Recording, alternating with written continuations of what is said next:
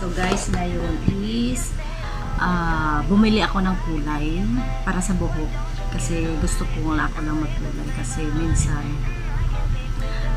maganda naman yung magpagawa ka sa isang professional. Pero kasi gusto ko na ako na magkulay kasi parang gusto ko lang magkulay. So ngayon, bumili ako ng kulay sa Davao kasi pumunta kami sa Davao kahapon. So ngayon, kasi guys, ang dami ko ng gray hair.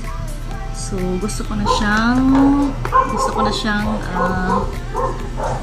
ang dami ko ng sumpa. Lumabas na yung mga sumpa sa buhok ko. So kailangan ko na siyang kulayan kasi it is very visible na guys. Tapos itong shade na to is hindi ko to siya type. So gusto ko siyang palitan. So ngayon, ang binili ko na kulay is, ito siya, hindi ko alam yung brand na to, pero brand na to is Click. Hindi ko alam yun. Ano to siya, tapos 7.1. Usually, ang 7.1 talaga, hindi na yan siya kakapit sa, kung kakapit mo siya sa white hair, pero hindi siya masyadong kapit na kapit kasi, ano na kasi to guys, ano na kasi sa parang fashion color. Kasi ang 7 below, 6, yan talaga para sa gray hair. Ang sa akin naman kasi, gusto ko ng something na may parang ganitong ganitong shades. Kasi, pag black naman kasi ang i-apply mo sa buhok mo, after 2 weeks, very visible yung puti niya. At least, kung ganitong shades, like 7 or 7.1, ano siya, hindi siya masyadong halata pag tumubo yung puti. So, kasi guys, nakakapagod na yung every now and then magkukulay ka. So, kaya ang ginawa ko is, magkukulay ako nitong 7.1. So, hindi na siya masyadong, pero let us see ano ang magiging results nito guys. So pag may mga white hair kayo, so bali ito pala yung ano niya, loob. So ito siya is, ito yung kulay niya, ito yung laman niya, 7.1. Itong tube na to, meron din siyang kasama na developer. So, itong developer, ito kasi yun siyang nagpapaano sa kulay. Nagpapa-enhance sa kulay. So, kailangan guys, ang kulay, pag may mga white hair kayo, kailangan ang developer na dapat gagamitin is 20% lang. Huwag tayong gumamit ng 30% kasi pag gumamit tayo ng 30%, talagang hindi yan siya kakapit. Or if kakapit man siya, yung roots mo is magiging yung siga. So, hindi siya maganda sa roots. So, kung gusto mo mag 30%, mag 40%, dapat ilagay mo din sa baba. Pero pag white hair, dapat is 20% lang. So, ito yung sa loob ng nyo guys. Ito yung developer. Ito yung nakakapag ng kulay. So, ito naman yung pinaka kulay mismo. Tapos, sa loob nito is meron siyang Brazilian blow dry na conditioner. So, ito yung pinakaano. So, after nito is, after natin mag-apply nito, kailangan is mag-ano tayo ng at least 45 minutes. Kasi pag mga white hair ka, kailangan talaga 45 minutes ang dapat mong ibabad yung ating buhok para kumapit yung kulay. So, tapos, shampoo, pwede kang gumamit ng ibang shampoo. Kasi itong brand na to, wala siyang shampoo. So, pwede ka nang gumamit ng kahit anong brand ng shampoo. Tapos, bumili rin ako kahapon ng mixing bowl. So, that dito natin yung kulay. So, mixing bowl, tsaka at the same time yung kanyang suklay. So, ito yung pinaka-ano ng ito. Ano na siya, parang isang set na siya. So, hindi mo na siya, kasi yung iba is separate. So, kailangan pag wala kang ganito, wala ka rin ganito, so, bibili ka na lang isang set para hindi ka mamamahalan. So, ngayon guys is, ay, wala akong gloves. At saka at the same time guys, wala pala akong gloves. So kailangan meron tayong gloves para hindi naman magkapit ng kulay sa ating mga kuko. And then also before tayo mag-apply guys is maglagay tayo ng Vaseline. Kung meron kayong Vaseline para hindi naman ano yung kulay dito sa, diba? Siyempre pag ikaw lang magkukulay sa sarili mo, yung kulay is sabog-sabog. So kailangan dapat dito is malinis siya. Dito na. So kung wala ka namang Vaseline, pwede din yung oil, pero yung oil dapat ingat lang kasi huwag mo talaga siyang i-ano dito sa pinaka niya,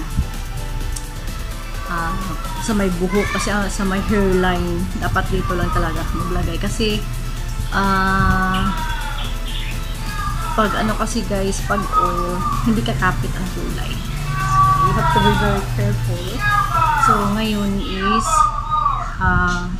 kuha muna ako ng aking gloves. Siupaw pa more! Dumaan ang siupaw guys. So, ngayon, pag wala kayong Vaseline, pwede kayong maglagay ng any cream. So, ngayon, ang gagamitin ko is itong ulay. So, itong ulay na to guys is ilalagay ko to siya sa aking malapit sa aking hairline para hindi lang mag-ano yung kulay niya.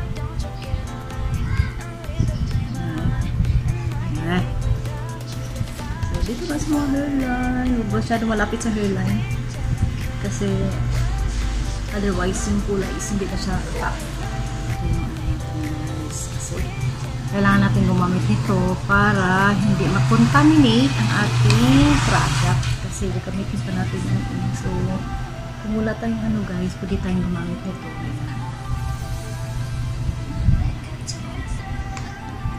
Para hindi ma-contaminate yung ating product. So, kailangan iwasan din natin ma-contaminate para hindi masira yung ating mga product.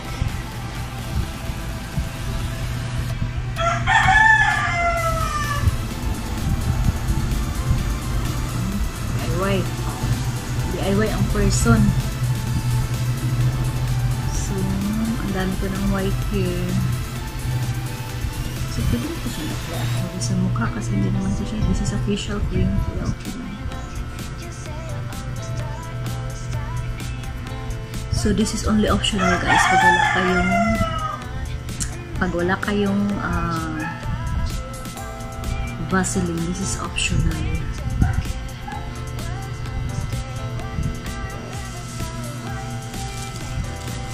Tsaka dapat nakahanda na inyong mga gloves. Sabi mag-DIY. Ito na siya. Buksan na natin. And then, prepare na rin natin ang developer. Tsaka natin na siya i-mix. Dito ito guys. So, i-mix mo.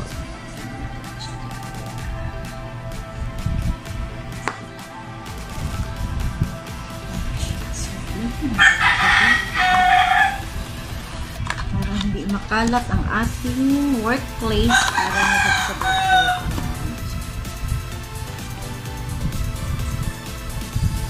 Tayo ng mga tissue para just in case na may para hindi kakapit yung kulay.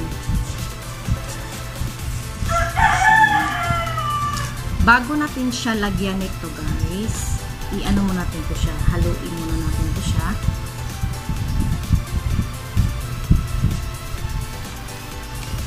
Then, after is, maglagay na tayo ng developer.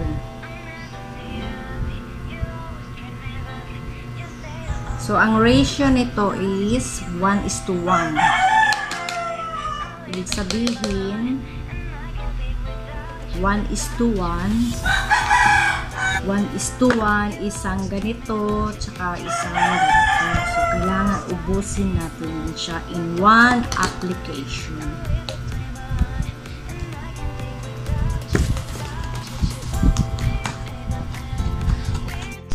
So, kailangan guys, ang consistency is, kailangan talaga natin itong siya i-mix, fully mixed, para magpantay yung niya, kulay at saka yung developers kasi kailangan talagang siya fully mixed. para hindi mag patchy-patchy.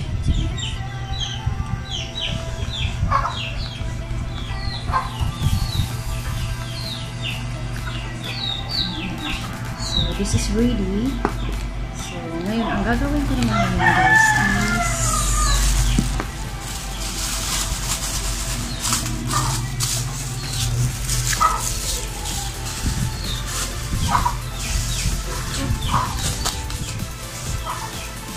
so, ayan na.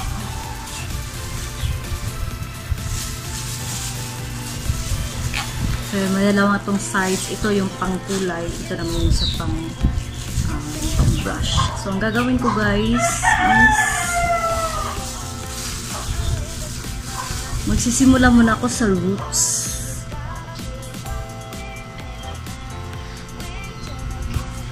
Kasi, pag may white hair ka, kailangan yung roots ang ano natin.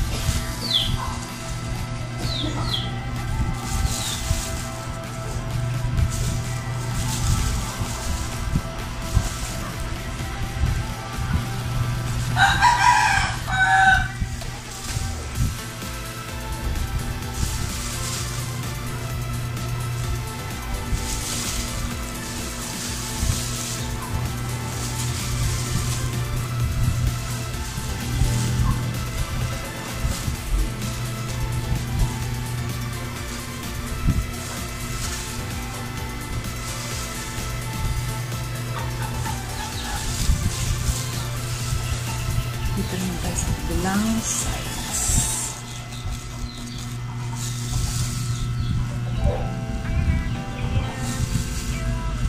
Tapos guys, halimbawa ang gray hair nyo is ganito yung hair nyo. Dapat ang pag-apply nyo ng kulay is halimbawa guys, ito yung gray hair nyo, ito no, hanggang dito lang. So kailangan ang application na sa kulay ilagpas nyo para ma-covered siya.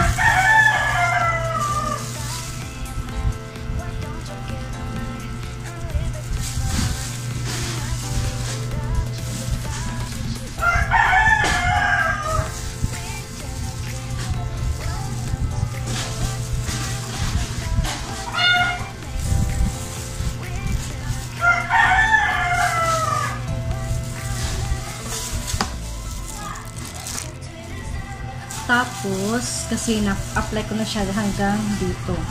Ang ginagawa ko kasi guys, halimbawa ito nag-apply ako, no? Nag-apply. So, kung saan ako nag-stop, ilalagay ko yung kamay ko dyan. Kuha ako ng product. Saka dito naman ako, halimbawa ganyan, no? So, kung saan ako mag-stop, dito naman. Para hindi ko siya ma-pasan. Or hindi ako maka-skip. Tapos, ang ginagawa ko dito naman sa is isang line lang ako. Sinusuklay ko yan siya. Suklayin ko muna. Kasi hindi ako pwede mag-section kasi hindi ako lang natutunan. So, tapos dito naman is ang ginagawa ko is halimbawa ito, no. Di ba may product siya? Ang pagka-apply ko is paganyan. Paganyan siya. Ganyan. So, dito ako mag-stop. So, paganyan yung apply ko.